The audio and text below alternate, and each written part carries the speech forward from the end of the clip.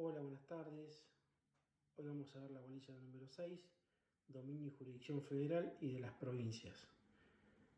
El tema del dominio y jurisdicción es una teoría articulada en el contexto de la relación entre el Estado federal y las provincias, y también su desarrollo implica o afecta a los municipios y a la Ciudad Autónoma de Buenos Aires. Partiendo de la idea de dominio que define Vélez Sarsfield en el Código Civil, esto es, lo define como un derecho real en virtud del cual una cosa se encuentra sometida a la voluntad y acción de una persona. Este concepto tiene cierta modificación con el dictado del Código Civil y Comercial, el artículo 1941, que lo habla como, o lo define como dominio perfecto. Pero la conceptualización de fondo sigue siendo la misma. Dice el Código Civil y Comercial actualmente que el dominio perfecto es el derecho real que otorga todas las facultades de osar, gozar y disponer material y jurídicamente de una cosa dentro de los límites previstos por la ley. El dominio se presume perfecto hasta que se pruebe lo contrario. O sea, ahora se llama dominio perfecto, pero la institución de dominio y jurisdicción no ha sufrido modificación con este cambio. Cuando hablamos de dominio y el titular es el Estado y el fin al cual está destinada la cosa o bien, conforme al artículo 6 del Código Civil y Comercial, que define a la cosa, cuando la finalidad es público, el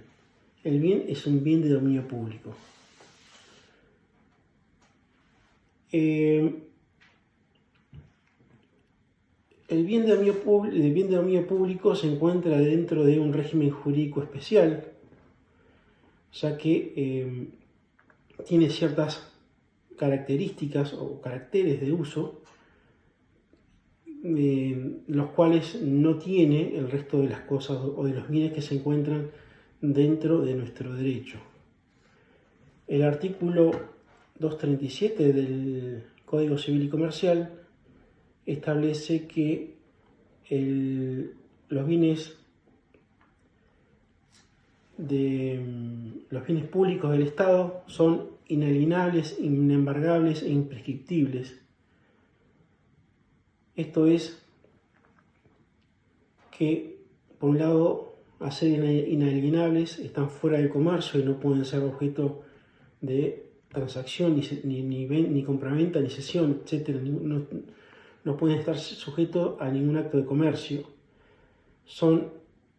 imprescriptibles porque no pueden ser adquiridos por tercero por el uso durante el transcurso del tiempo, y son inembargables porque al estar afectados al dominio público no pueden estar sujetos a una medida cautelar que torne imposible o entorpezca su uso. Por otro lado, tenemos a la jurisdicción, que la jurisdicción es uno de los llamados, o se lo toma como un concepto jurídico indeterminado, ya que hay tantas definiciones de jurisdicción como autores escriban sobre el tema.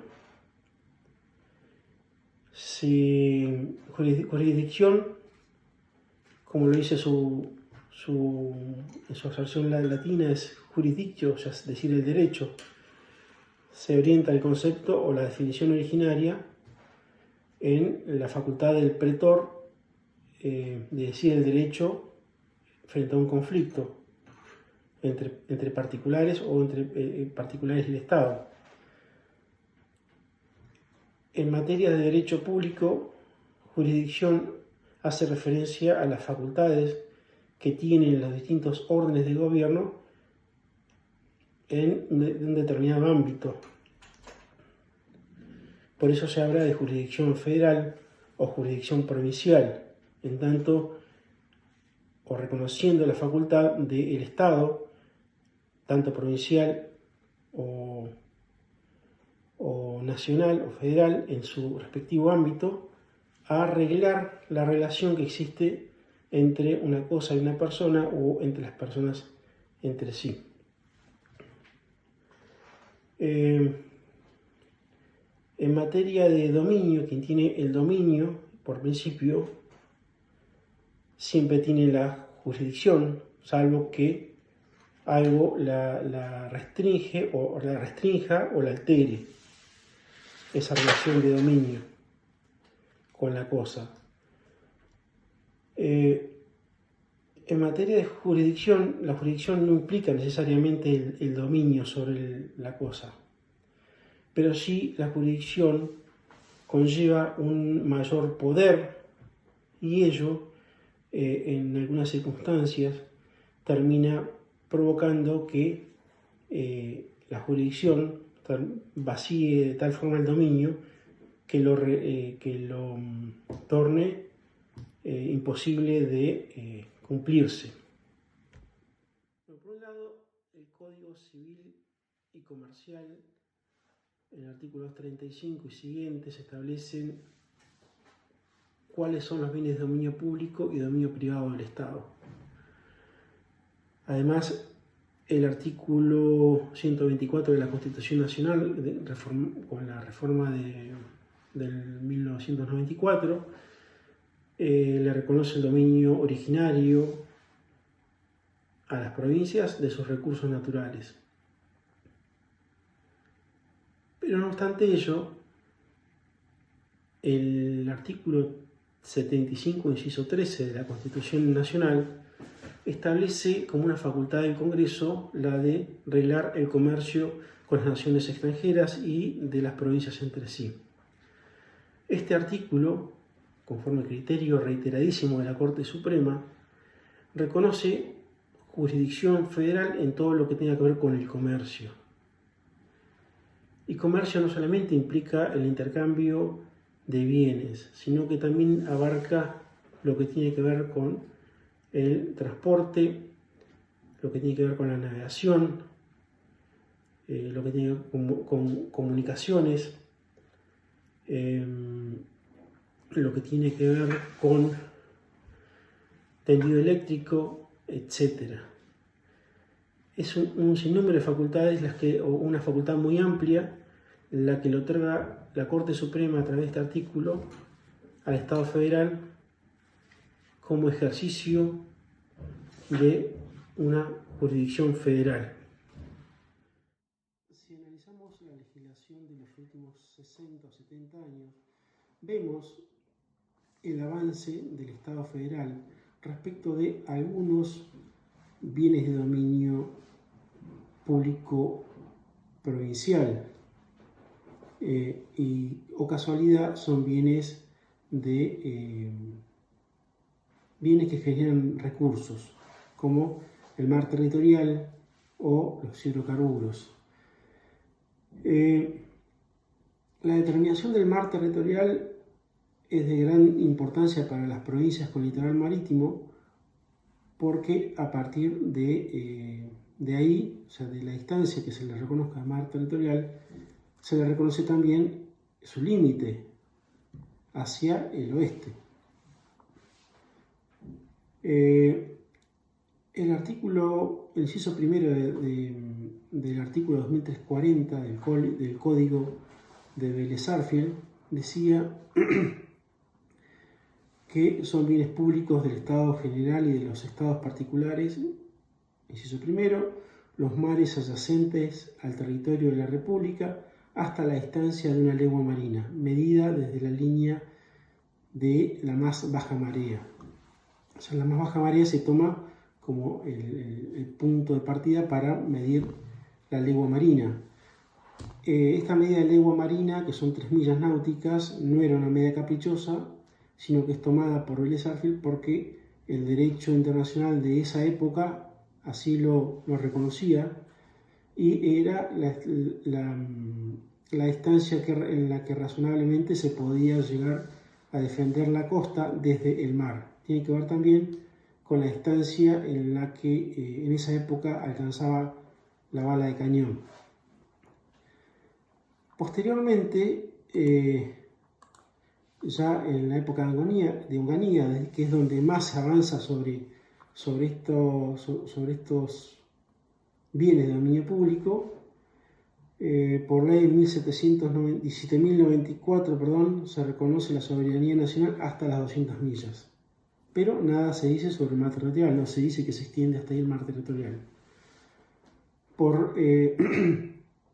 ley 17.500, que es la vieja ley de pesca, se establece que los recursos del mar territorial argentino son propiedad del Estado Nacional, que concederá su explotación conforme a las disposiciones de la presente ley, y que los recursos hasta una distancia de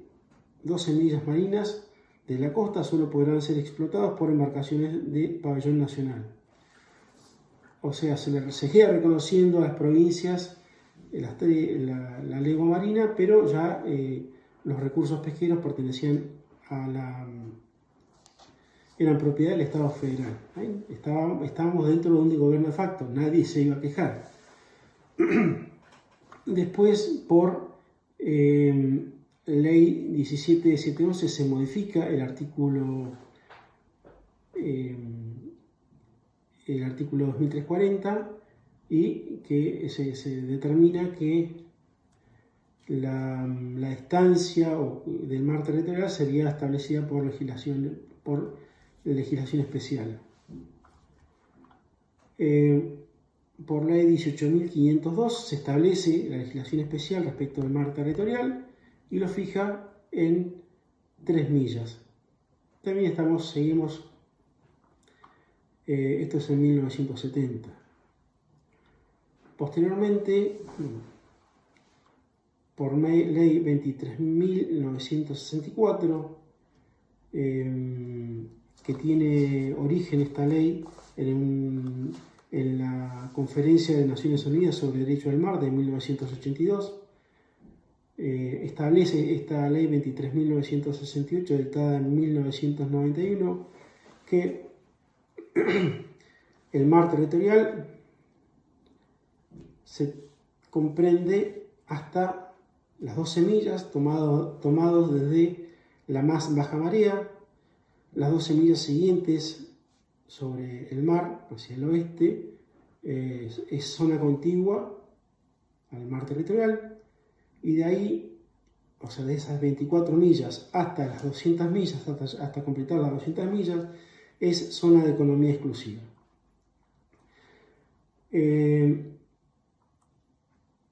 Esta ley claramente lo que hace, más allá de que no se trató de un gobierno de facto, sino que fue una ley constitucional de la época de Carlos Menem,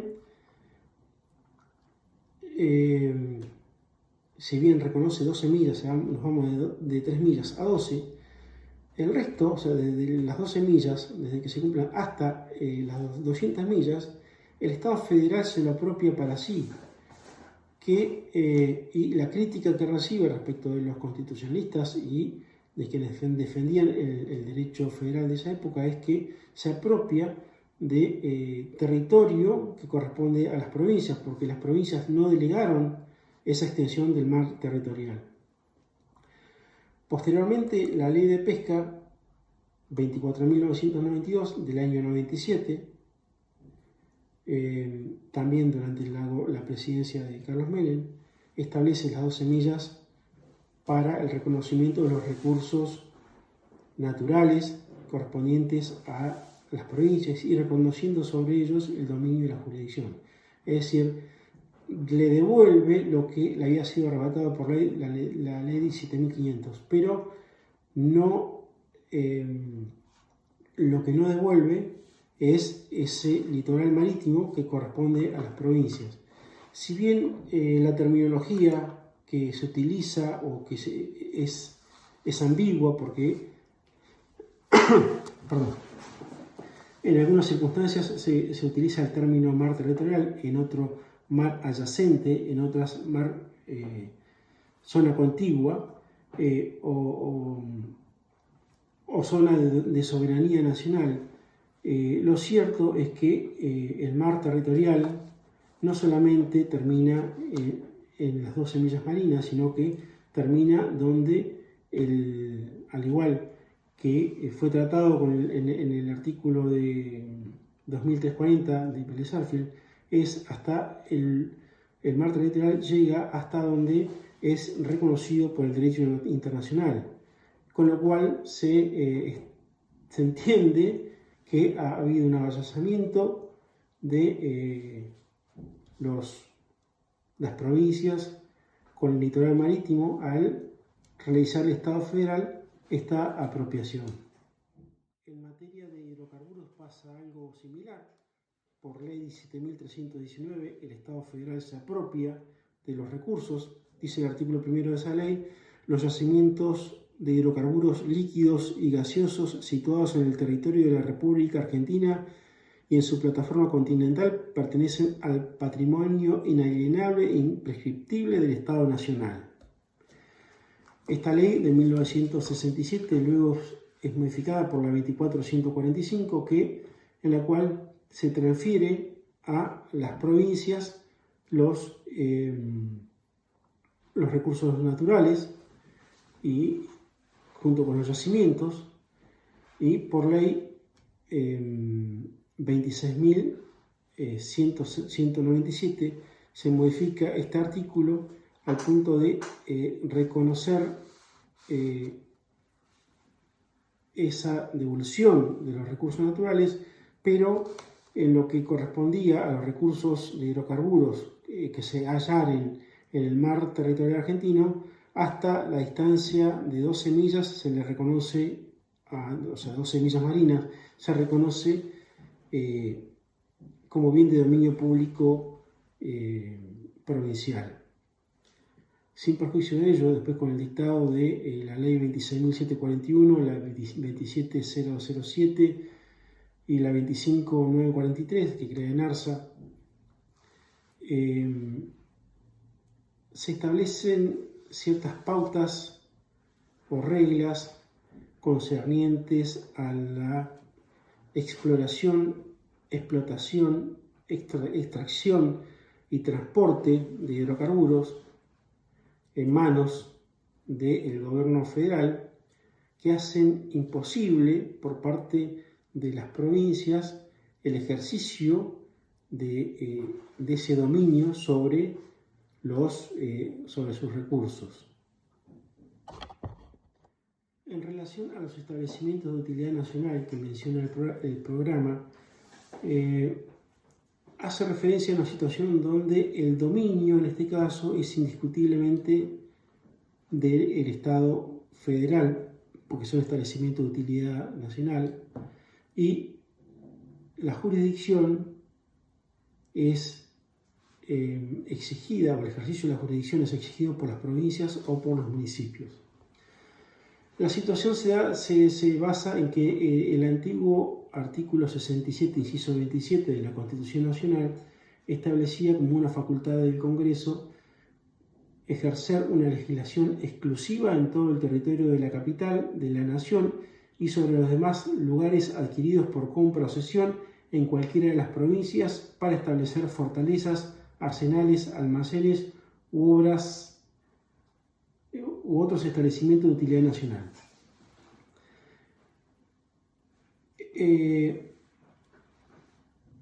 Tal como estaba redactado el artículo, donde el Estado Nacional es el que ejercía una legislación exclusiva, se cuestionaba el derecho de las provincias o de los municipios de cobrar impuestos o que en tales establecimientos se respeten las normas ambientales o sanitarias que se dictaban en las jurisdicciones provinciales. Esta controversia, los lugares,